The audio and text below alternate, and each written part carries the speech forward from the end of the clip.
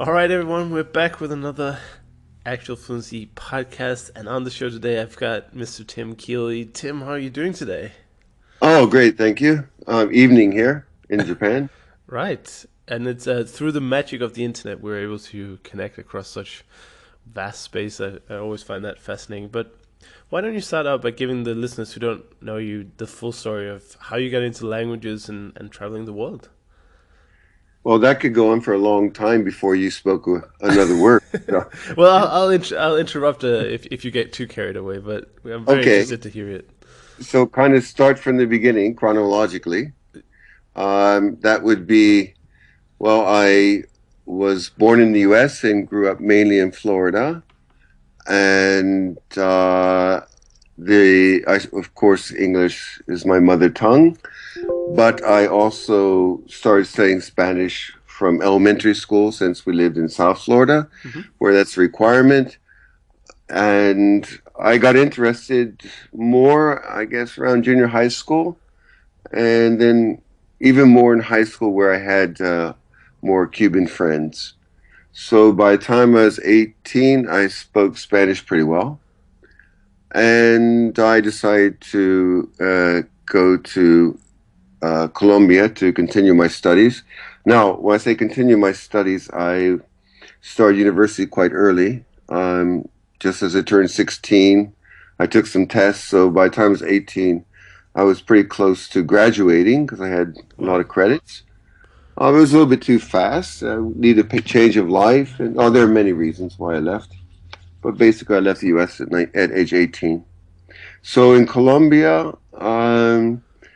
I got even more interested in languages as I was using Spanish every day, and I studied French at Alliance Française in Bogota, and German at the Goethe Institute, and Portuguese at the Instituto Brasileiro de Cultura. And so after a year there, I took off to Brazil. So that really gave me a chance to get deeply into Portuguese. The language, the culture, uh, Brazilian way of being, literature. I read a lot of literature. I read literature in all the countries I visited. I basically did one big trip all the way down the Amazon, all Brazil, Paraguay, Argentina, Uruguay, Chile, Bolivia, Peru, all the way back up. So one tip to the other, to from the north, Colombia to Tierra del Fuego. And then I had arranged to go study in Switzerland, international relations, and those studies were in French. So my study of French in Bogota paid off. Wow. And when I lived in Switzerland, I got more interested in other languages. I also, by the way, in South America, got interested in Slavic languages. I met a girl from Slovenia, and she taught me some Slovene, but I decided to learn Serbo-Croatian. They were put together at that time. So after Switzerland, I went to the old Yugoslavia, rode a bike uh, along the Adriatic Sea for 3 months. Well, languages after that. After graduating from university, I spent 2 years in Poland studying Slavic literature, mainly Polish, Russian, and reading also in Croatian. Um, and then I studied Norwegian in Colombia. Sorry, in Poland. I had some things to drink tonight. I had a bit to drink tonight, so sorry. No I worries. just came back from dinner, so I'll try to keep it the best I can. So in Poland, I also studied Norwegian and Japanese. So spent some time traveling in Norway. Worked in Germany some more during the summers, during 2 years of graduate school there.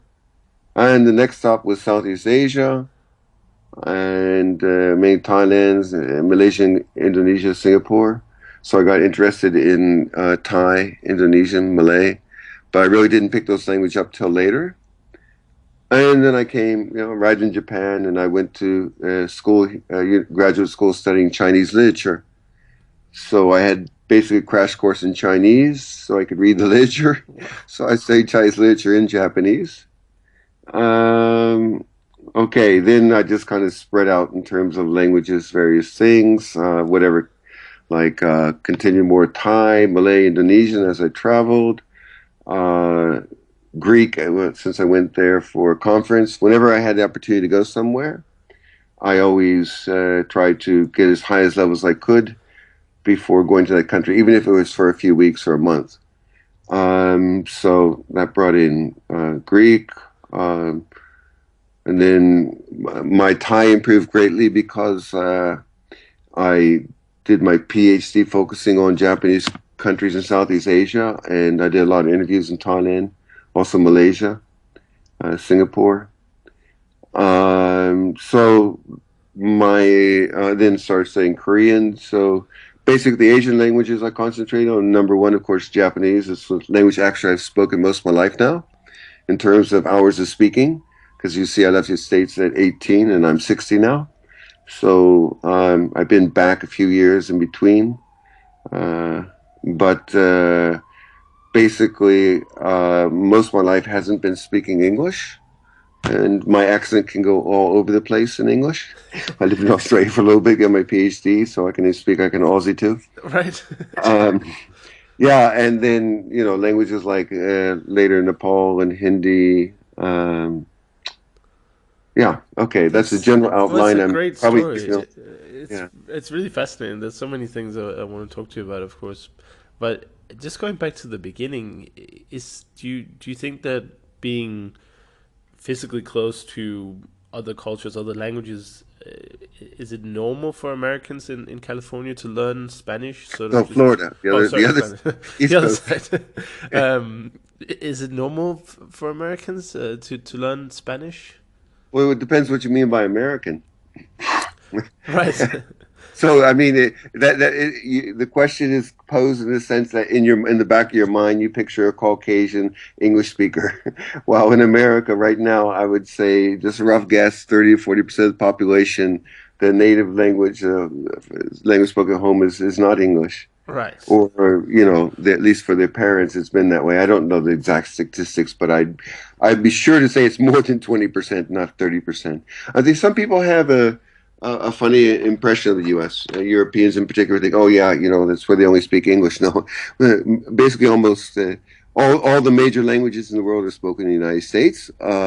Unfortunately, some second, third generations lose it, but where there's concentration, diaspora, the language continues on. Of course, Spanish is very strong in the U.S.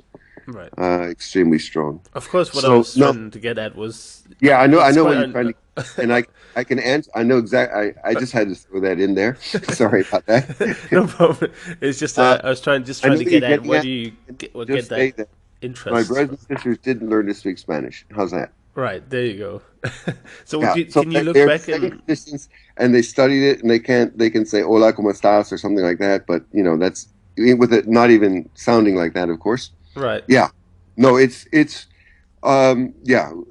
So what you hit the nail on the head in saying there's a lot of native English speakers in the U.S. who don't bother learning another language, even though it surrounds them. Right. That's a I've talked about that on the podcast a few times, Yeah, and of and course we that's accurate. It's accurate, but I just wanted to bring that other part into about being totally. America being a very multicultural, multilingual country, plurilingual country. Right. I wanted the what I wanted to find out was just if you look back, do you see any sort of inspirations or any events or maybe even culture, movies that sort of made you this hungry for languages that I mean even for people living in very multilingual environments or countries would not travel the world and learn all those languages that you've done. So I'm just trying to look at like Yeah, the origin of Tim. right. Where did you Um, get that passion from in the beginning? I I had,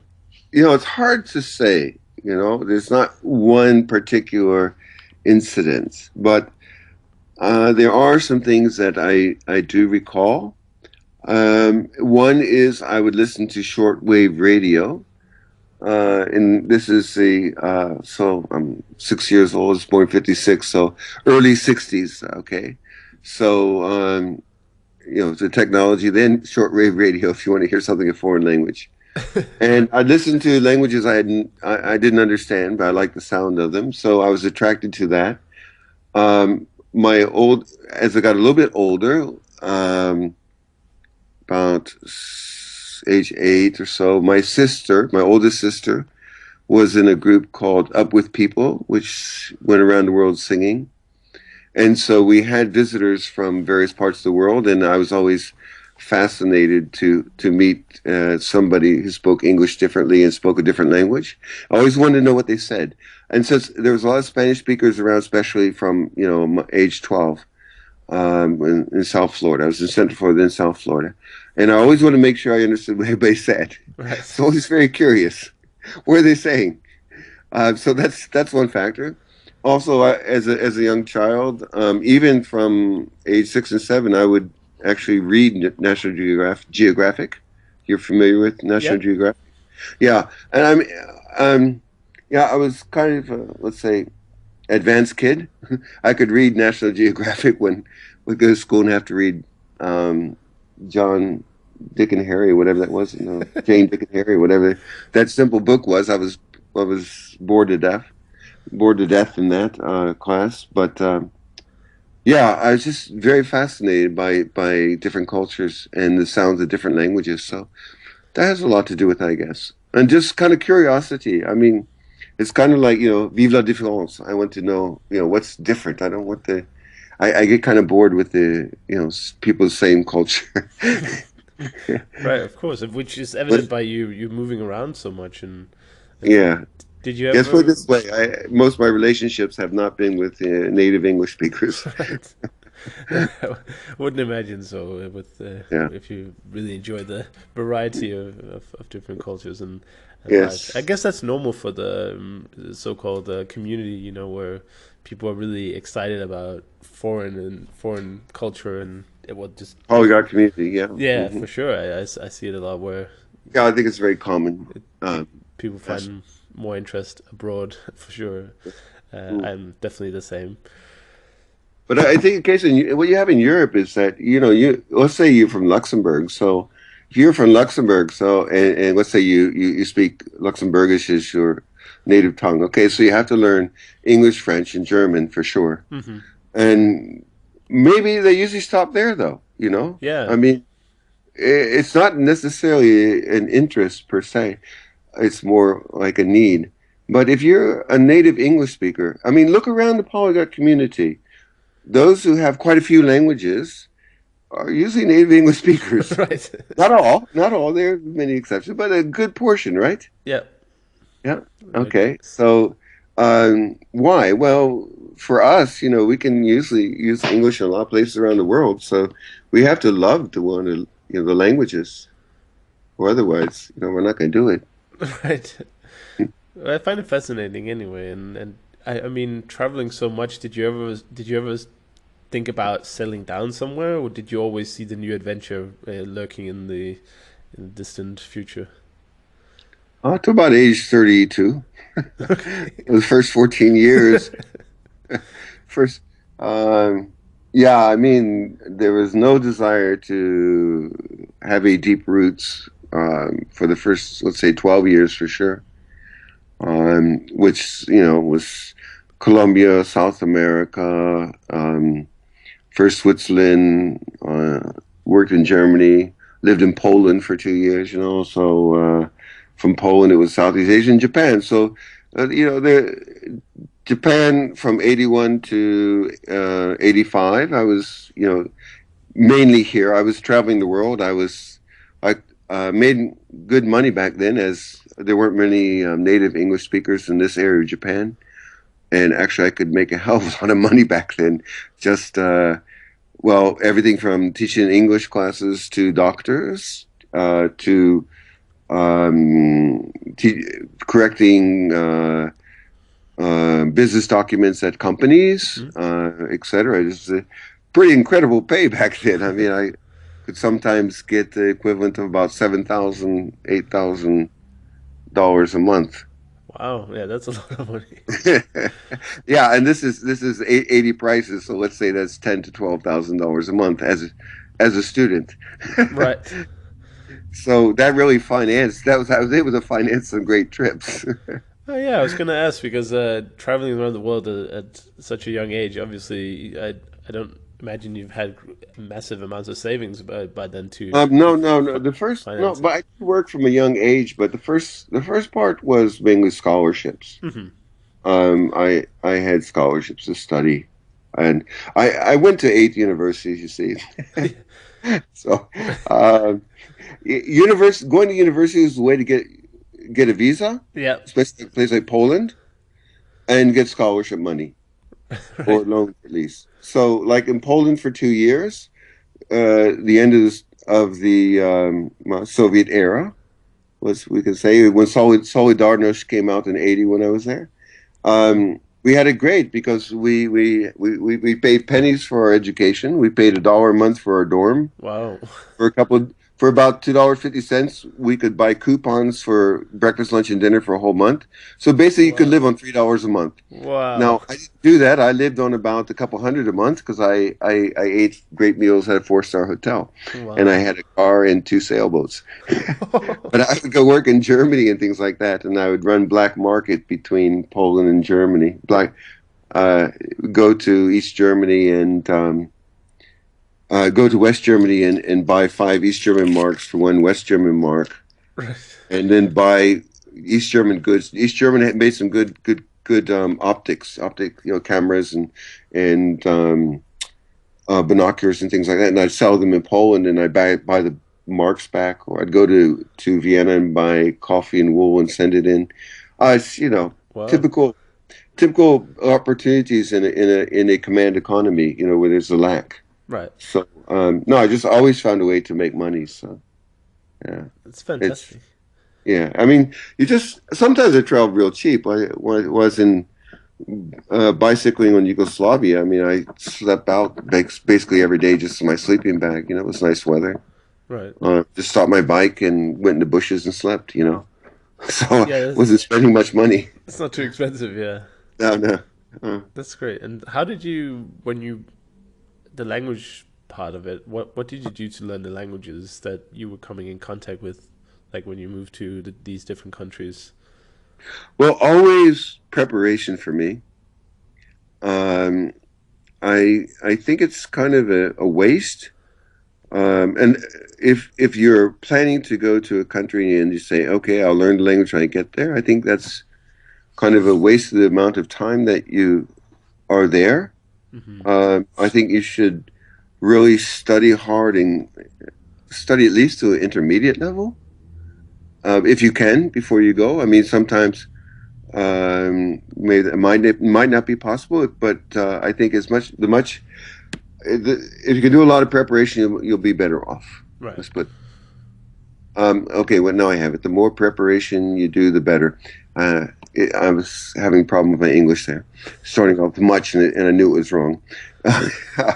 It's part of not speaking English so often, and part of being a little bit drunk. Don't worry But about it. yeah, no, I'm the type that, for example, okay, I went to 2006. I had a conference, cross-cultural psychology conference. By the way, I'm a professor of cross-cultural management, so I go to international business and cross-cultural psychology conferences. Besides now the polyglot, and okay, it was in Greece, so perfect reason for me to learn Greek. So I spent an average of 4 or 5 hours a day for 4 or 5 months learning Greek. And we have a polyglot conference in Greek coming up. I have to work on my Greek again. Yeah. Um, and so actually, I got a very high level, and I got there and had starting conversations right off. Um, Now, it's an interesting case. This is the first time that I put so much effort into a language and only use it for 2 weeks. Right. What happens is my comprehension level is quite high, but my spoken language is suffers. But Hmm. I think September I'll study 4 or 5 hours a day and be ready for October in Greece. Um, so yeah, I mean, most languages I've been able to use for longer periods of time. The year after that, by the way, I spent a month in Greece. 2 weeks of it were in Crete, actually going to a language school, but I got kicked out of the group class, and so I had to take private. I got kicked out because the questions I asked were way beyond what the students understood. They were heritage speakers who know nothing about languages. So when I started talking about cases, then they kind of freaked out. So the teacher says, why don't you take a private lesson?" That's Uh, funny. yeah, I've never done. Yeah, always in class. I've been kind of either loved by some or hated by others. Too good. Because as you know, if you learn a lot of language, your metalinguistic knowledge about language is quite different. So the kind of questions you ask, what you're interested in, you could ask a certain question that automatically gives you a lot of information. For somebody else, it's just quite confusing because they don't understand grammatical terms. They Yeah, don't have the analytic concepts in their head. They don't see language that way. They're more in the memorization type. hmm, Yeah. totally. And that could be misunderstood, I suppose, Mhm. Yeah. if they really want. So how has the language learning changed over the years? Presumably, it's gotten. I mean, there are more resources available and more methods. And has, Exactly. have you changed your kind of approach to language learning over the years? Well, fundamentally, no. But if you look at perhaps what the actual pragmatics, what I'm actually doing, yes. What I mean by that is, okay, for example, uh, let's go back to the beginning in Colombia. So here I'm in Colombia. I'm using Spanish every day at university. And then, as I said, I decided, okay, I'm going to study French, German, Portuguese here. And also, I was going out with a girl whose father wanted their family to learn languages, so he bought all these linguaphone, these little, not even the big, what do you call them, the small 33 records with books and such. Hmm. So yeah, he had for Russian and even Esperanto. It's the first time I touched Esperanto, though I didn't study it much. So he gave them all to me because nobody else wanted them in the family. That's So great. I bought a little record player and I forced myself to study about 2 hours a day on a language besides Spanish and then keep up with the lessons at those places. So yeah, I only had the records then. And then, or you seek somebody out. You go to like an Alliance Française or a Goethe Institute, and you actually have to find the people and talk to them. So yeah, fundamentally it's the same thing. But now we can Skype. I can Skype with somebody. But now it's so easy Hmm. that you just blow it off at times. Right. You know, this is at your fingertips, and then you don't appreciate it. But back then, if I say, "Oh, you can meet this Brazilian tonight," oh, fantastic! Eu vou falar português muito bem. Eu quero falar com isso. So I'm getting really excited about getting ready to speak Portuguese and everything. And then now, I have friends in Brazil and previous students. I could, go on Facebook and talk to them. How often do I do that? Hardly ever. That's I always caught up in that's something mundane or something funny. else I'm working on. Yeah, Richard Benton, who was on the podcast recently, also he talked about how he learned Swedish back in when was it, the 70s or 80s, something like that. And he said he went to the library to find resources, and all they had was a month-old newspaper, and it Yeah. cost $5. And back then, $5, Oh, that's it's a lot. ridiculous Yeah. amounts of money. And I was just Yeah. thinking, like, wow, we're really blessed to be in such a position today. But as you say, Yeah, then best. Yeah. that Yeah. does come with there's You too got to be much. motivated. Yeah. Yeah. So how do you stay motivated these days? Well, um, it depends on the language. I mean, if I look at my situation right now this year, I spend most of my time.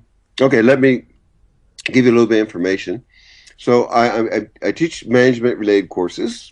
It could be accounting and basically I teach cultural management, but also accounting and economics in Japanese. But my seminars are mainly foreigners. My graduate students, my second year seminar, are all foreigners. I think in all my seminar means you have a select group of students could be 2 to 30. You know, Mm-hmm. it depends how many you apply for your seminar and how many you accept. I've accepted a lot in the past. I try to keep it down to 10 or 15 now. But anyway, right now I have a total of about, from 1 year 1 to 4, about 80 or 90. Mm-hmm. And 90% are not Japanese. Okay, so I'm always lecturing in Japanese, but in the seminars, um, these are language I have in my seminars. Nepali, Bengali, um, Sinhala, Vietnamese, Chinese, Burmese, Thai, and Indonesian. Wow. Those those are my students. Okay, now that I don't speak Sinhala and Bengali just a little bit from what I know in Hindi and Nepali. Mm-hmm. But so I'm mainly using Nepali, Vietnamese, and Chinese. My Chinese is very strong because I studied Chinese literature. So, of course, Japanese is strongest, followed by Chinese, followed by Thai. I wrote a book in Thai. I spent for 10 years, two months a year, I taught as an adjunct professor at Chulalongkorn University in Thailand. So, in Asian languages, Japanese, Chinese, and Thai. Then followed by Indonesian, Malay, Vietnamese, and then Nepali is also getting very strong because I just trekked Annapurna for 25 days. I'm going to go trek to Everest Base Camp this year for a month. Wow. So basically, and I got more and more Nepali students. So basically, okay, you asked me about motivated. So I know that I'm going to, just last August, when I was trekking Annapurna region, August, September, I was just really gratified, the reaction I got by speaking Nepali. It wasn't the first time, but this was up in the mountains and the villages and such. And it got to the point where before I would get to the next village, people had already heard of me. You know, it's that white guy who speaks Nepali, that tall white blonde guy who speaks Nepali. And they would say sometimes like a native, not that my Nepali is native, but keep in mind the people I'm speaking to, a lot of them Nepali is not their mother tongue. Mm-hmm. They, you know, there's so many, like they could be Gurung or Tamang. There's so many. There's 100, basically about 120 languages in Nepal. Wow. Oh, you know, sorry, that lecture. So anyway, it's very gratifying. People got a big kick out. They're shocked, you know.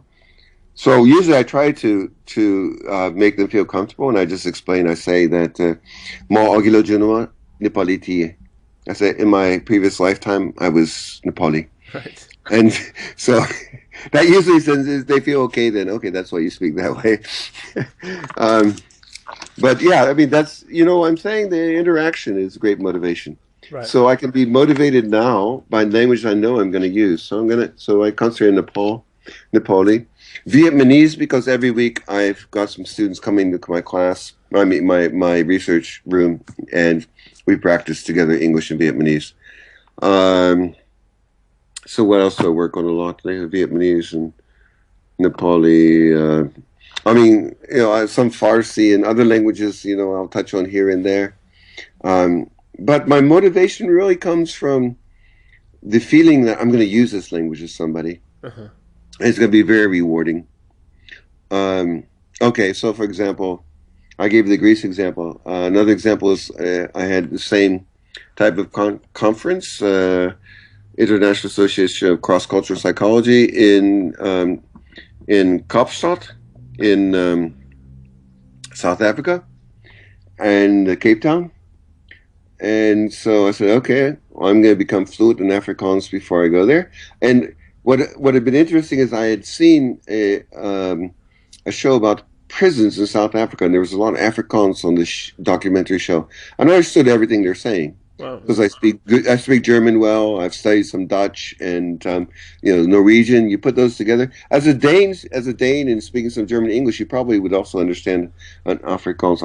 Als ik Afrikaans praat, ik denk ik kan verstaan. Mm-hmm. Yeah, you see, you probably understood what I said there, right? Indeed. Yeah. Yeah. Okay. So, so I said, yeah, okay, well, I really wanted to speak it well. So, you know, that was the motivation. So I really put a lot of effort into Afrikaans. And, you know, that's usually what's behind it. Right. The motivation comes from, I'm going to use it. I would find it hard just to learn a language knowing that I'm not going to be able to use it with anybody. So I can say, I am amazed by some polyglots who really go into language but rarely use it. Yeah, just to for the sake of it, just for the Or I conquered it, or what, or I don't yeah, know. I'm not a numbers guy. add one, Yeah, add add one. one. Yeah, I mean, because the numbers game is really funny because if you really want to be a hero in the numbers game, be way up there. Just learn your Slavic language. So at least you can say there's at least 13. Depends how you divide them up. Maybe a 17 or 18. You can. Well, you can. Polyglots can. People are used to could conquer.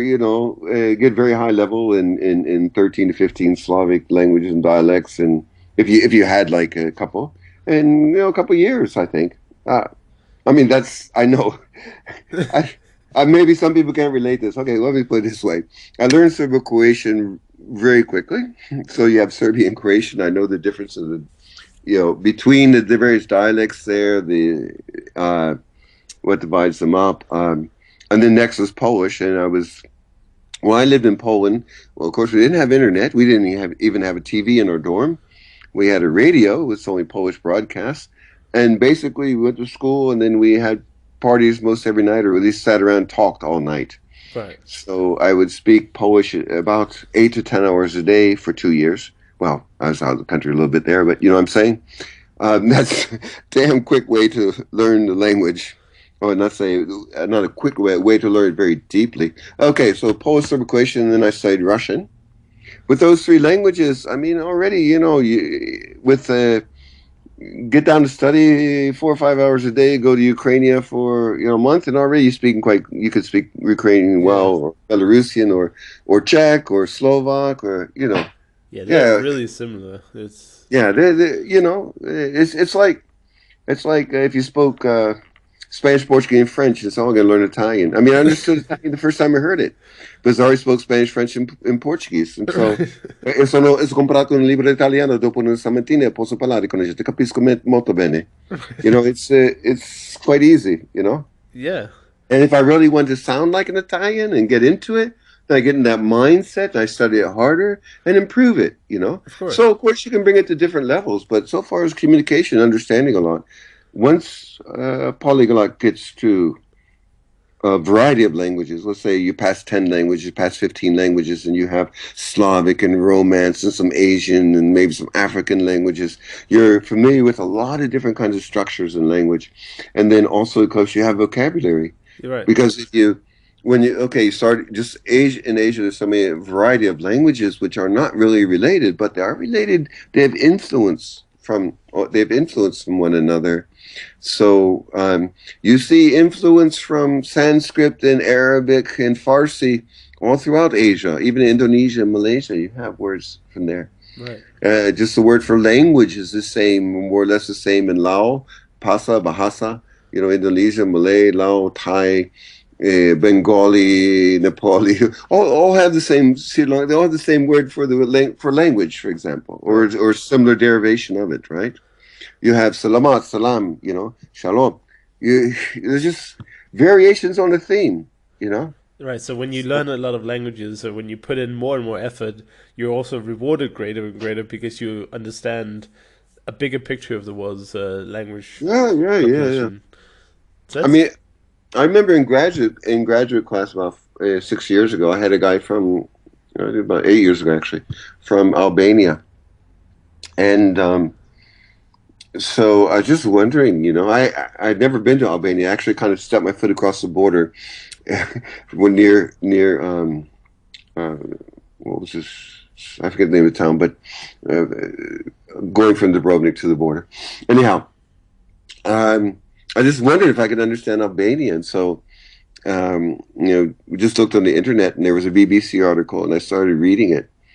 And it was about some international conference, so I understood it. I had general gist of what was going on because I economy, something like that. So they have your loan words and such, and Greek, the Slavic languages. Albanian is quite different, but it borrows these words. You know what I'm saying? So yeah. You also learn to understand a lot from context, right? right. You become much more tolerant for ambiguity, tolerant of ambiguity in language, being willing to fill in and doing it quickly. Right. Just essentially the practice that you're putting your mind through as a continual language learner is fill in the blanks, and the more you Yeah, do it, the better you become at it. yeah, exactly. And one of the things that, well, I propose to speak about in Greece this time, and I guess they'll accept my offer, is about language and age. So it's related to what I spoke about in Berlin. And okay, so I'm 60 years old this year, but I'm a better learner at 60 than I was at 50, than I was at 40, than I was at 30, than I was at 20. So every 10 years, let's say, if you measured it, I've gotten quicker, better. Right. It's so, but if you took a monolingual, whether a monolingual Dane, a monolingual Hungarian, a monolingual English speaker, and you challenge them to learn a language right now, it's a different story. Of course it is. Yeah. The structure of the brain is different. The actual structure of the brain, they haven't, the parts of the brain, okay, so this is not far from an exact science, okay? Uh, Neurolinguistics is far from having a deep knowledge of what's going on in the brain, but let's say, but from what we do know, the brain is going to change in ways that are radically different if you know quite a few languages than if you've never studied one. So, age is a factor when you haven't done that. But I mean, you just said, yeah, if you have that experience, it's quite rewarding. It is, and it doesn't stop. The more you learn, and when I say learn, for me that means actually feel it too. Okay, it's not just something intellectual, just intellectual. It's not analytical. Mm-hmm. It's just not analytical. It's actually feeling it and using it. So let's say the more you know language through your heart and mind, then the more powerful you are to learn new languages. Right. Because there's this, which I always talk about, which if you read my papers, I'm always talking about the psychological, attitudinal aspects. In other words, you become very adept in those aspects. Right.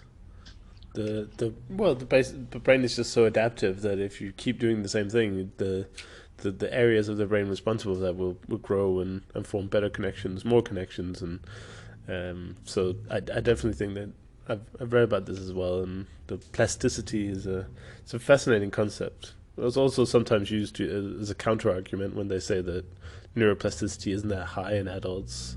So they say, "Oh, we should learn languages when we're kids," and of course it's a little bit bullshit, but Well, it's just interesting anyway. okay, my papers are out in academic EDU. The one that I'm going to put out the new one, but the one I just gave in Berlin, I have a paper out on that. I discussed most of the studies that are important enough to realize that that's a bunch of crap. That really is. Of course, a child has greater plasticity, but plasticity works both ways. It means you can learn and forget just as quick. Yeah, You have greater plasticity. that's true. You don't want to be too malleable. No, no, you take a look at children. I mean, okay, think about it. Um, in my case, I've watched with my children because my children were born in the U.S. because I was working at General Electric at that time. But then before the older one was 2 years old and the younger one was a couple months old, we came to Japan. So I've watched what's happened to them with English and Japanese Right. throughout the years, and and with other languages because we've traveled the world with them. And so they can learn very quickly, but they also drop it very quickly. Right. And also children show you the importance of the emotional aspect of language. It's a significant other is their motivation. Hmm. So they want to communicate, and so they're going to learn it fast when that's important to them. But when that significant other, whether it's somebody in the family or friend, understands the language which they find easier at that point, easier to speak, they'll just drop it and speak that language. They don't say, "Oh, I want to practice my English." No, you understand Japanese. I'm going to speak Japanese. Hmm. And my kids they're the older one began as a native English speaker, native whatever that means, and changed to a Japanese speaker. So That's interesting. yeah, yeah. So yeah, this idea of something neurological blocking you. Yes, there is, but it doesn't. It's not something you can change. What I mean, yes, it is you whenever, as you mentioned, if you do something over and over again. For example, if you pronounce something incorrectly over and over again, or let's say if you don't no, better yet, if you don't distinguish between two sounds, let's say you're Japanese, the famous R and L Hmm. case. If you don't distinguish between R and L constantly, because it's not important in Japanese, I could say ra re, le. Hmm. So it doesn't matter which I'm making more like a le or re sound. Sometimes it's a little bit of custom to make one way or the other in certain words, but it doesn't matter. Same meaning. So the more that that's done, then the connections go stronger if you're not distinguishing. So you have to really pay attention, and you need the noticing, and then the desire, and then you can distinguish, and then you fixed it. You got it. Right. So yeah, I mean, at any age, okay. Yeah. If you, yeah, it's well. Hopefully, I'll give this speech in Greece, and you come watch this one, okay? Oh yeah, for sure. The paper will be out before then. I'll put it up, and you can read it.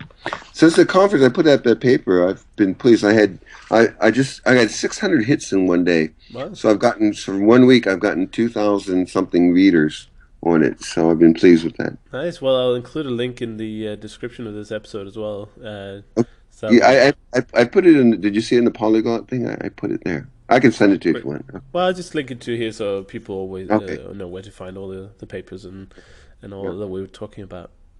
Mhm. So you talk about the study time or the desk time being quite Mhm. important. Yeah. And can you share sort of the activities that I mean, we heard about you listening to tapes back in the day, but what are Yeah. you doing? What are you doing now to if you say had to go to I don't know somewhere where you don't know the country at all, the language at all. I don't know, like Ireland Well, maybe. I mean, I'm preparing for to go to a country where I don't speak the language. Let's say, okay, so I want to learn. I'm going to Nigeria. I want to learn Hausa. Okay, Right. so okay, well, I'm going to get a teach yourself or a colloquial or whatever. Okay, I don't want to push any certain public here. Whoever has a decent book with audio. Okay, and it could be something online, and so I want to understand the dialogues, and then once I understand them, I'm going to listen to them while driving to work and things like that. Hmm. So that's, but as you know, when you do that, often your mind wanders. So I could be thinking about 1,000 things while going through three Pimsleur lessons. Right. I do a lot of. I have a very big orchard here and a garden. So I've been working a lot. So I work in the garden. Sometimes I'll listen to podcasts. I've been listening to podcasts in Greek recently.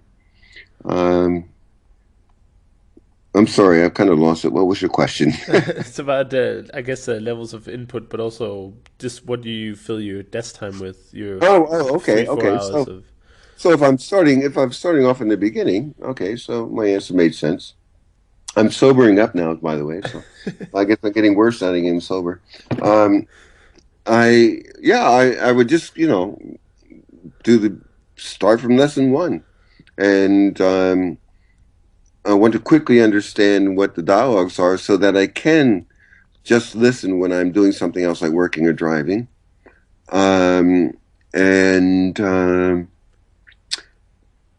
going to make sure I get through the book before I really start going to other materials, like trying to understand a movie or something else. I mean, it's kind of hard. I sometimes watch Nepali movies with no subtitles, hmm. and I can follow the story with no problem. But I'm missing at times, depending on the conversation. I'll get sometimes 100%, sometimes 80, sometimes 40%. Sure. Depends on what's said. But I follow the whole story. But in order to do that, you have to spend a lot of desk time with the boring, sometimes boring lesson 1 through 23. You know what I'm saying? Right. Yeah. So no, I do that same old stuff. It's not as fun. It's harder to motivate yourself in that case, but I think some people nowadays online they have tutors and such. Yeah. I tend not to do that. I'll do a language exchange. Um, I feel that I really need to push myself first to the limit, and then maybe go to a tutor. Mm-hmm. That makes Yeah, sense. yeah. I think. Otherwise, it's kind of like I was saying, because a tutor, the internet is just like being in the country, right? Yeah. I mean, because if we are speaking Danish now, there would be no difference than like, okay, a Dane is visiting me here in Japan, or I've gone to Denmark and I'm, you um, talking to my friend Christopher here. So, you know what I'm saying? Exactly. Yeah. So I think one thing maybe people might rely on that too much. They expect too much from, interaction Right. rather than the old way. But see, that's just the way I grew up with it because I grew up in a different age. If you're looking at polyglots who are in their 20s or 30s, okay, so I started 30, 40 years before they did, so it was different. Yeah. Yeah, I think a tutor for me personally is somebody who can maybe do some troubleshooting or maybe clear up something or make push you over some kind of hump you've been having. But in terms Don't of you need to formulate that question first in your own mind? right, yeah, I think you need to. I think you do the most learning on by yourself at the desk, whether that's a textbook or a video course or audio lessons or whatever it is.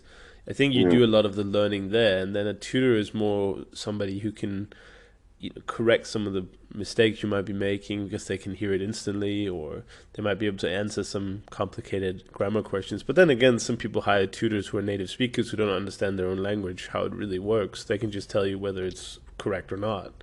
Mm. So yeah, I don't. I Yeah. think tutoring is nice, but Yeah. I don't think you Well, learn see, much.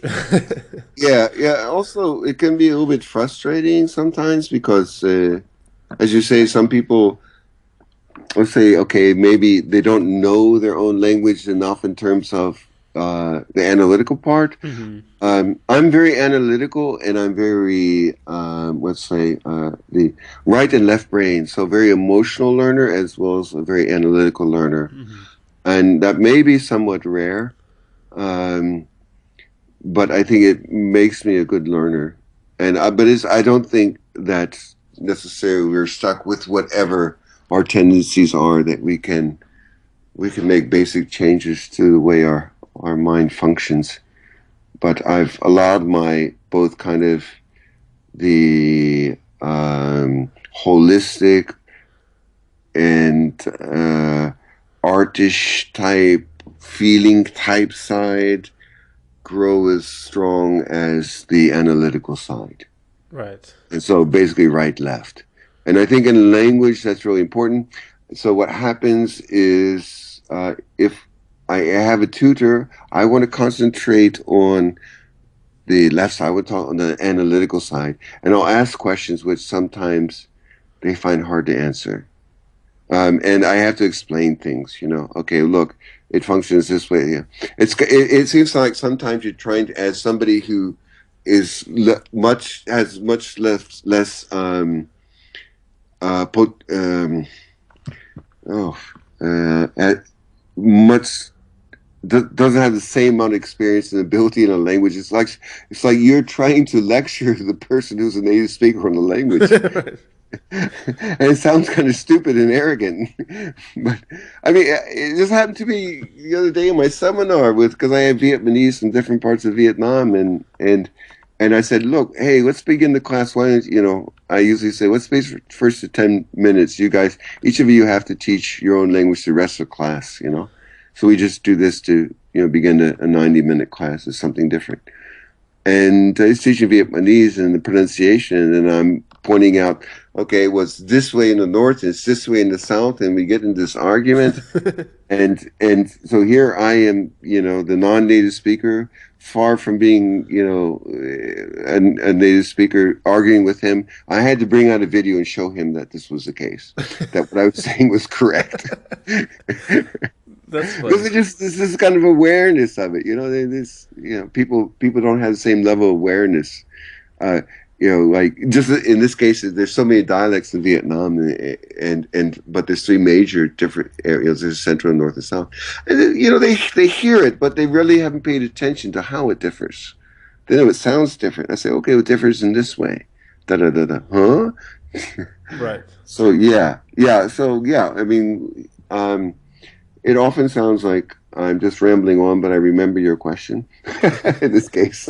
No, it's good. It's good. I liked But it. And people shouldn't use. Well, they can, of course, use native speakers. I think, particularly with for pronunciation, that usually makes sense. Like, except not in this case. I if guess somebody gets motivated by it, great. If it's good for somebody, I don't want to put any method down. no, no, Uh, not at all. I like to and, be very open yeah, about trying everything and see. yeah, But I tried having a non-native speaker for Hungarian, for instance, and that made a lot of sense because he could explain the grammar and the usage in a very obvious way to me, whereas right. a native speaker would probably just say, "Well, this is how it is. Deal with it," you Yeah, know. exactly. Yeah, exactly.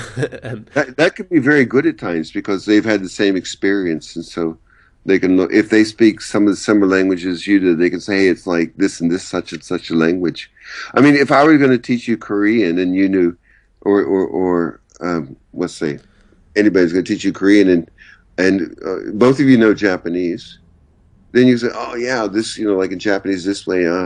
But when you're trying to explain that in English, you really have to say so much more right, because you have to explain what a topic language is, yeah, how a topic language functions, and so yeah, or like between Slavic languages and such. So they have similarities, and so yeah, and uh, I love the different way of thinking. That's probably one a big eye opener for me was that just a different language is a different way of seeing the world. It's not just yeah, different words. It's actually a different yes, world. For instance, when in one yes. of my first Russian lessons, I discovered that there was no definite articles, or I guess indeed any article, and Yes. Yeah. I had to retell that to my friends recently, and they had the same look on their face that I had back then, and I was like, yeah, I guess I've kind of Well, incorporated that. It's just part of my world now that yeah, well, languages don't need how about articles. this one? How about this one? When you say not only no definite and indefinite articles, but no tense, no singular and plural.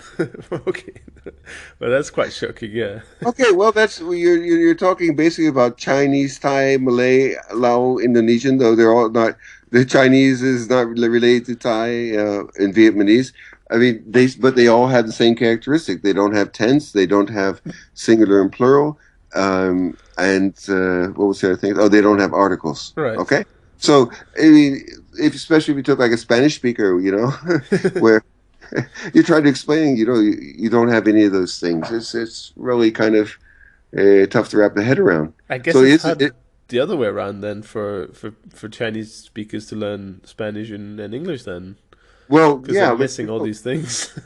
yeah. I mean, the article thing is tough, but you have to keep in mind though, articles are used differently between Brits and Americans. Hmm.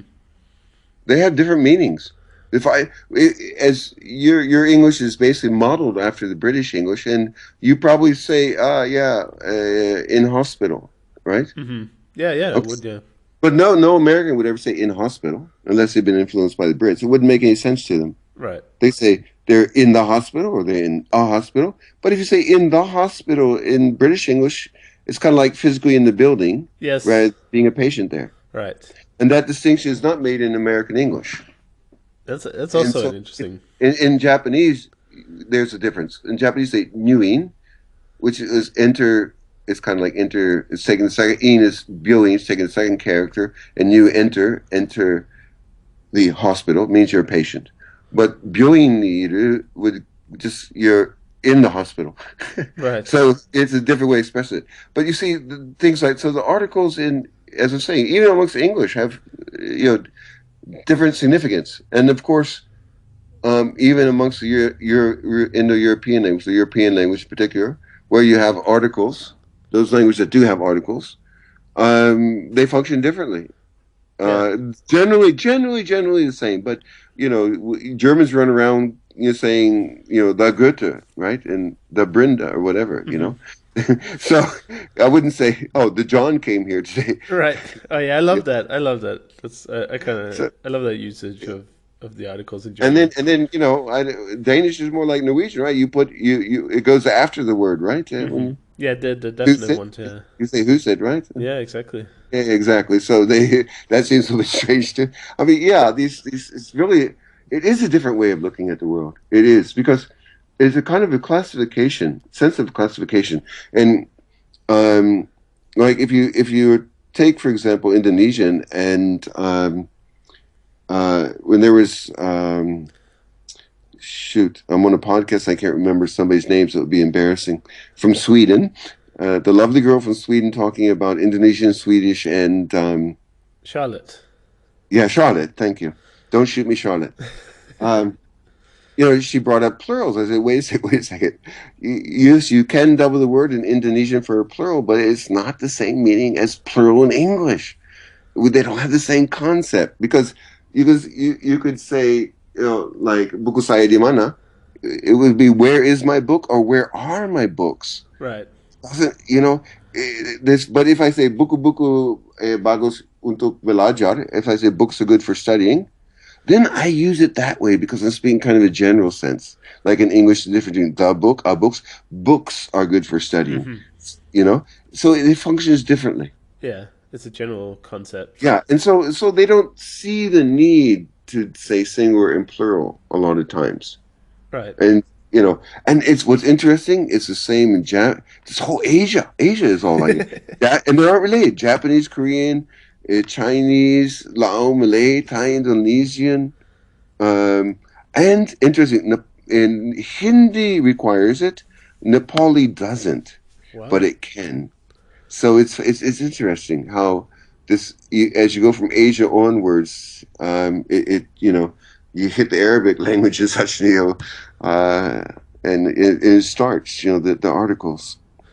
I Yeah. mean, it's much more complicated. Somebody probably listens to this podcast and say that guy Tim doesn't know what the F he's talking about, Well, but I get that a lot, so it's fine. I mean, it's it's fine. I'm making some generalizations here, my folks. yeah. We don't. Well, I certainly don't pretend that this is a high level linguistic podcast. People can Yeah, start that if they want, but it's yeah, about bringing it to me. It's about bringing it to the. It's not necessarily bringing it down to a level where everyone can understand it. It's just like you take the parts that are really important and really interesting for everyone, not just right. people who sit in a PhD office somewhere thinking this is the Yeah, greatest ever. yeah. But But there aren't many academic pursuits which people become polyglots in. And linguistics is definitely not one. right, It's very rare to find somebody in linguistics who's actually a polyglot. right, It's great when you do. There are some, but actually, unfortunately, it tends to be the opposite. You have a lot of monolingual English speakers in there, right. That's really funny. Actually, I and hadn't there's the thought ones about that come up that. with all the screwed up ideas about language acquisition, talking about something they've never done themselves except one time. Yeah, They have nothing to compare it to unless they at least learn a second language. yeah. Oh my God! I, Don't even get I me can't started on quantify academics. when I think about, monolingual applied linguistics. Oh God, yeah. I mean, don't even get me started. I mean, I had Yeah, linguistics 101, and that was enough.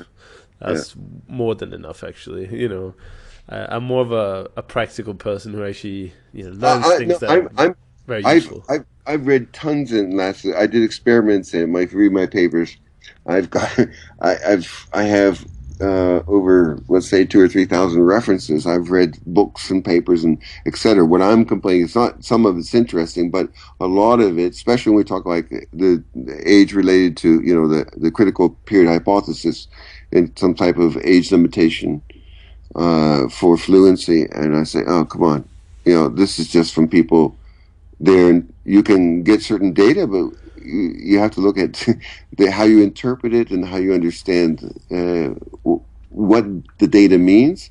And the problem is that you have people who have never experienced successfully acquiring additional languages. Yeah, And usually they're frustrated in doing it, so they're looking for a damn good rationalization for it. yeah, or an excuse for not doing it, I guess. Exactly. Yeah. But that's the whole thing. That's what I started my talk saying is that you have to believe whatever you're going into will is possible.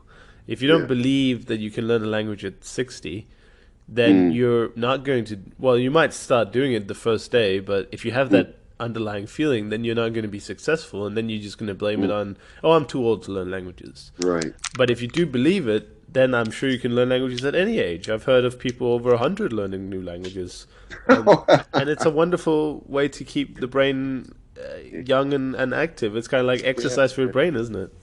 Yeah, there definitely is. I mean, and that counts for why I'm so bright, huh? Definitely very fresh. It's better than solving those Sudokus anyway, or whatever the current Yeah. puzzle trend is. But Oh, yeah, yeah, yeah. it's quite pointless. I guess that's numerical as well, so it's probably a different part of the brain, or who knows. Oh, it's I many don't know. ways to exercise your brain. It's just that when we talk about language acquisition, it's just so much more. It can be so much more than the mere learning of grammar and vocabulary and putting it all together. And of course, you can't be thinking about grammar too much when you're speaking. It's much more than that, of course. You know, it's learning, as you say, different ways to look at the world, creating new relationships, opening avenues up to uh, new media, literature, film, music. Oh yeah. Yeah, dubs are not just not the same. Mm, It's not the same experience. You have to understand, and once you start to understand, then you also see the differences, and you yeah. start to understand that a translation is always an interpretation of Mm, the original, and sometimes they mm, get close, and sometimes they get not so mm. close. For instance, I used to love doing that in Denmark. We were very lucky to have subtext, no, not subtext, Yeah, subtitle. subtitle, Yeah. a subtext culture. That would be a very interesting name for a report. But no, a Yeah. subtitle culture where, of course, our English levels are quite boosted by the fact that we don't have dubbing. But Mm. I would always read the Danish subtitles and always be like, this is a very interesting translation choice because they would translators sometimes have to translate idioms that aren't directly translatable, and they would sort of replace it with other things or cultural Yeah. So well, references. sometimes, when a cultural reference would just take too long to explain, Yeah, they they blow it off and say something else. yeah, they find a different cultural reference that Danish people might know, but it Yeah, kind they of can. If it's a good person writing the subtitles. yeah, yeah, oh Yeah, yeah, it that's really the put a lot of effort into it, but that's really difficult at times. oh yeah, yeah. I It, don't envy them at I mean, you all. just lose so much. For example, have you ever watched the movie Forrest Gump? Yes, Okay, so even though your English is fantastic, you probably understand. I mean, I guess if I speak a little bit of Southern, you can still understand me. yeah, I kind of grew up in this area. I never really spoke like this, but I can because I had a lot of friends who spoke like this. So it's not a problem with you know, you probably follow me speaking like that, like a Southern, because I can speak Southern right, since I grew up there.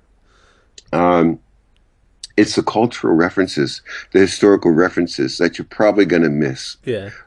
You maybe you it just it's an age related thing. So you maybe heard of Elvis Presley, but did you know Elvis Presley? Yeah, yeah, yeah, definitely, Okay, so definitely. when he started like rocking, you knew it was Elvis Presley. Okay, yeah. No, but there's so many those Watergate, on and on. You know all those historical things about the movie. Yeah, see that one I didn't know back when I watched the movie the first time. I Yeah. didn't know Okay. I didn't know what that was at all until I got into American politics Yeah. years Yeah. later, and then I Yeah. suddenly understood it, and it Yeah. made a lot more sense. Yeah. But And it's a good if example, you weren't aware of ping pong diplomacy, and all these other things, right? I mean, if you follow it, but you don't get the joke as much. It's kind of like Or Disney movies today, where kids can watch the movie and enjoy the plot and the characters, but adults can watch it and enjoy all these like deep level jokes that Disney and Pixar are doing a lot of. I tell you, for a movie where you really understand for a cartoon series, for that has a lot of deep meaning, Bullwinkle. Bullwinkle. You ever I've hear of it? n- is it that is it a bull that's kind of weirdly drawn antlers or Yeah, something? yeah, the moose, Oh, it's a Bullwinkle. moose. Yeah, right. Yeah. I haven't seen it, but I do think I know the character. Yeah. Boris Badenoff. No. He's in there. Boris Badenoff. Yes. But I think that's actually true with a lot of cartoons. Actually, now I Yeah, think but about it. especially that one. I mean, okay, yeah, you could watch Family Affair and all these other ones, that what's that what's the one where the kid has a football shaped head and the dog Oh well, in Scandinavia, it's called Hello family, Arnold. I think. was it? I think it's called Hello Arnold in Scandinavia, but I don't know. Oh no, it's got a different family something. Okay, yeah, that's Yeah, but common. Actually, they changed the names too, which is also confusing. yeah, it can get confusing. Yeah, yeah, But one thing I just yeah. wanted Yeah, to touch on here at the end of the show is you did yeah, a talk on pronunciation, and right right. before we started recording, we started talking about it a little bit. But I just wanted to talk to you about, I guess the dream of becoming natively proficient in terms of pronunciation. Native like speaker, all right? A Right. native like speaker. Yeah. Well, there's yeah, well that talk that I gave in Berlin was about accent. Now, of course, if you make some non-native like mistakes in English or whatever your target language is, no matter how good your accent is, it's going to sound, native speaker are you? All right. So, okay, given, let's say you put all that effort into, some people say, okay, put all this effort into, learning the vocabulary, getting your structure right, the grammar, etc., but still don't sound like a native speaker in terms of accent. But when I say accent, let's say, okay, so pronunciation and prosody. So prosody being the kind of melody of the language. And so the is it possible? My whole lecture in the paper that you can put the link in here is like, okay, is it possible? And of course, the conclusion I come in the paper, certainly it is. Just because most people don't do it doesn't mean it's not possible. Right. Um, and there are a number of reasons why most people don't do it. And okay, so I go through the neurological aspects. I can show you so what we know from neurolinguistics and plasticity in the brain, etc. is, yes, definitely, it is possible Right. from that aspect. There are no insurmountable barriers. I explained one barrier that may exist, what's called Messiness calls a brain trap, where you don't distinguish between two sounds because constantly you subsume them under one sound, Yeah. as like I an R and L in Japanese, because it doesn't change the meaning. I've been guilty of that in Russian with some of the S sounds. Yeah, I didn't really. Well, S sounds are tricky for Scandinavians anyway because we don't really have that many of them. So being mm, exposed to 4 or 5 different S sounds is really quite yeah, overwhelming. And yeah. for a long time, I didn't distinguish, and Sure. the Yeah, teacher would say the word again and again, and I'd say it sounds completely the same, yeah, and yeah. she was Well, like, "But it's when not." I can tell you when that happens, we'll just take a little tangent off here. When that happens, you have to if it's a live session or you can see the person on camera on the screen, you have to get them to do it very slowly and exaggerate it, and that will be your training comes from that. Make it very obvious. Hmm. And when that's done, then you can start distinguishing. It's like I give examples that Meshenev gives. He's a neuro biologist, and when, for example, a violinist constantly plays with two fingers very close to one another, at some point they can get stuck in the sense that when one moves, the other one automatically moves. Uh-huh. And so you actually have to train them, separate them again in your brain, make the new connections, reconnections in a different way. So it is possible, but what I'm saying is that, yeah, you have to pay attention. But if you're saying it's an age thing, no, I mean, as a child, I mean, yeah, we mold our brain to what is useful at that time. So can a child mold his brain quicker? Yeah, sure. If they have less let's say, repetitive experiences. But anyway, getting back to that. So, yeah, the conclusion is that there are no insurmountable biological reasons for not sounding like a native speaker. Accent is a choice, whether it is a conscious or subconscious choice. In other words, conscious in sense awareness. You may be aware of the fact that you're choosing to speak a certain way, or you may not be aware of it. You may think you want to speak a certain way, but the more you try, it doesn't happen. Hmm. And then in that case, I say, okay, let's really take a look at some fundamental feelings that you have for identity, your self identity.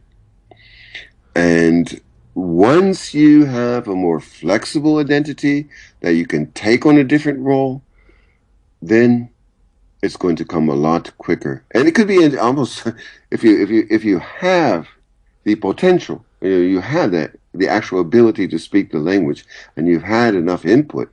The sudden change in the way you speak it in terms of the prosody and accent could be almost immediately when it's kind of like an opening up his awareness. Hey, I don't have to always talk like an American or a Danish when I'm speaking Chinese. I can actually just imitate the way they're talking, Right. Is and it's a feeling. Yeah. okay. Is that one of the keys to a better pronunciation? Is that imitation and exaggeration, like you mentioned before? Okay. Yeah. Well, there's a lot of things mixed there. Okay. So for one thing, yeah, when I say that is, I don't like to preach method in any way, saying this is how you overcome something. Um, because if they look at me and say, well, he's quite successful in many languages, so maybe he knows what he's talking about and I should follow what he's saying here. Yes, it is true that, yeah, the exaggeration, etc., is required from sometimes to uh, get to the point where you actually create a new neural structure where you are distinguishing between the sounds. Yes. Hmm. Okay. Now, how you go about that? I say one good way is pay. You need attention, so intention and mindfulness, and you need reward. The reward. So you have to want to do it. So you reward yourself. If you want to do it, then you accomplish it, then you're satisfied. Your want is satisfied. So Hmm. some kind of reward. Okay. Neurological changes reward dependent, and so that's on the neurological side. But what I'm saying is on a much more very ambiguous side, and I keep it very ambiguous here because it's really something that you need to think about more and read about more. I write a lot about it. There's another paper that I have out about the importance of identity and ego permeability, and that's where it all comes from. And I write a lot about identity and ego permeability. But uh, we basically imitate, or let's say we match the people who are m- meaningful to us. Uh, We want to identify with them. Okay, look at it this way. It's very clear that it goes on all the time. You can even monolinguals. If you look at, let's say, inner city child, let's say a black child uh, in one of the big inner cities, and they speak, let's say they speak, Ebonics, kind of, black English, black inner city English. That child, let's say that child watches TV six hours a day, and what he's seeing on TV is not somebody speaking the same way. right. So now I'm talking about a child from age 1 to, let's say, age 7. So why does a child grow up speaking a certain way? Well, some don't. Some will start speaking. Some will sound like Obama, and then somebody might say, "Hey, you're sold out, man. What are you? Some kind of white man?" It's identity. Right. So sure, it's identity. We know that. There's some monolingual situations. And it's the same. Okay, so if you're from Copenhagen, and I'm sure even though Denmark's a small country, you have many distinguishing dialects of it or ways of Yeah. speaking. So you move to a different area. Hey, I have There's a personal story about that actually. yeah. Uh, Okay, go for it. if I if I can interject, the my My Yeah, grandmother is from we could probably use it now. my original grandmother is from my original grandmother, my only grandmother is from Bornholm, which is a small So your island. only grandmother who is originally from Van Hollen. Yes, that's what I was trying to say. That's Uh, what I figured. she She's is, original.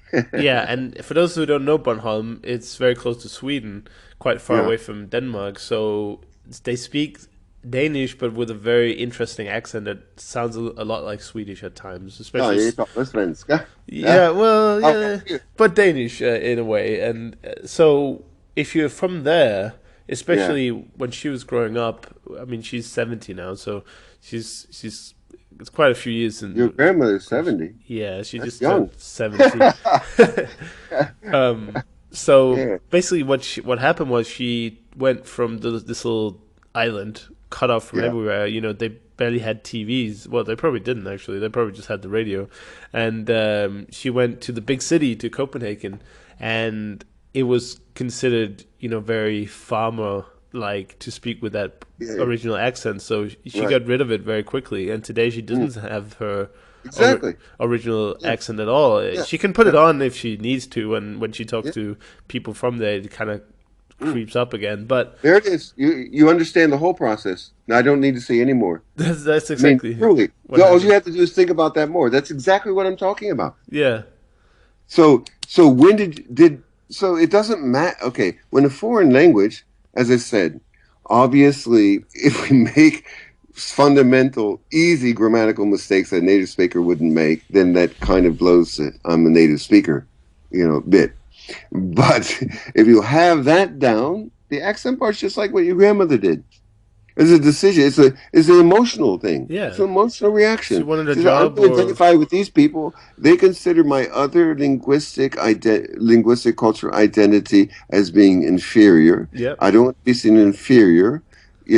My fair lady, I'm going to talk like this. right. The rain in Spain falls mainly on the plain. And, this story's been around for years, but basically, let's take a look at it again and look at it deeply. Oh, that's what I've done in paper before. That's what many people written on this subject has done. And if you want to know why don't more people sound like native speakers, well, that's the main reason. It's the identity. Yeah, They still identify as their own wherever they're from. So they don't. If they're learning Chinese, they don't see themselves as a Chinese person. They see themselves right. as Yeah, they're Peter still from Sweden, or Yangweizi. Yangweizi. You know Yangweizi? who? Yangweizi, No. foreign devil. Yeah, Oh, yeah. there you go. Is that like Gringo? Well, no, it's kind of funny. Sometimes I make the jokes to my students in my class. I have a lot of Chinese students, as I said, and actually, when I started studying Chinese here in Japan, I went to Shanghai and bought books. It was just the end of the Cultural Revolution. The Cultural Revolution ended, at the end of the 70s. I was there in 81. So all the books I bought were written during the Cultural Revolution. And so when they talk about foreigners, Westerners, they call them Yang, Yang meaning ocean, and so basically the West. Hmm. And then when they talk about Japanese, they say 日本小鬼子, or Japanese little foreign devils. Right. It's got all these terms that I always throw out in, and my students get a big kick out of it. They heard it somewhere way in the past before China became this new modern country. Right. That's their parents' time. Yeah, of course. It's a Yeah, lot has happened in during that time. It's fascinating to see how that impacts the language being used.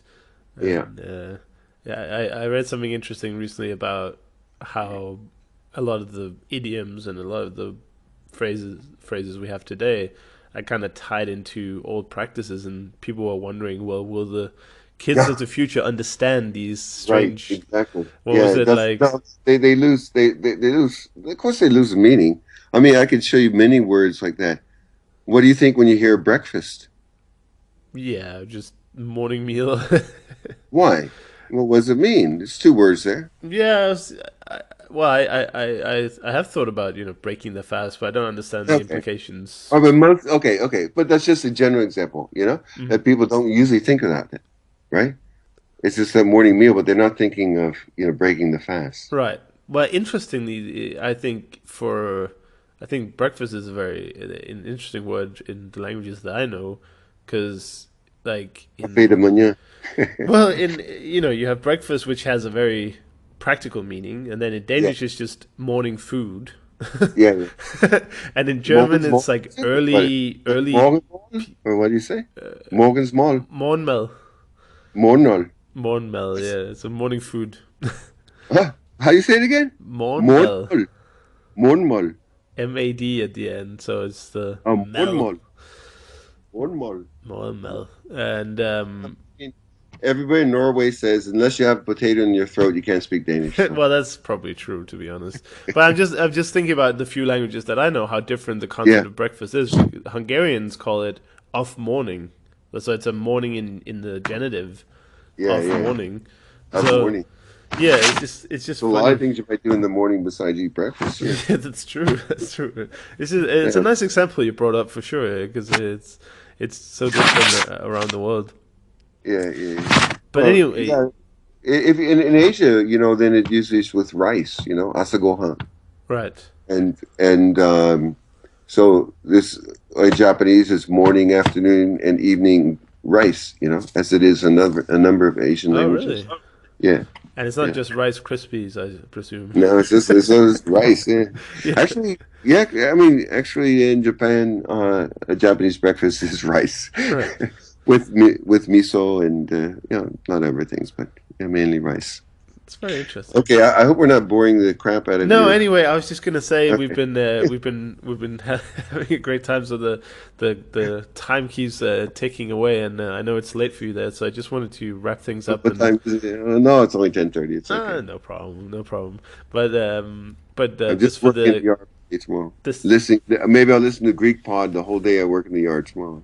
that sounds like a good idea. But anyway, Tim, thank you so much for coming and sharing all these Yeah. great stories Okay. and It's been concepts fun. with me and the rest of the audience. It's I've Okay, really enjoyed audience. it. If you have anything nice to say, tell me. If you have something bad to say, just tell Crystal. Tell it to me. Thank you so much for listening to the Actual Fluency podcast. If you want to come onto the podcast and share your language learning story, don't hesitate to apply on actualfluency.com/guest. See you in the next one.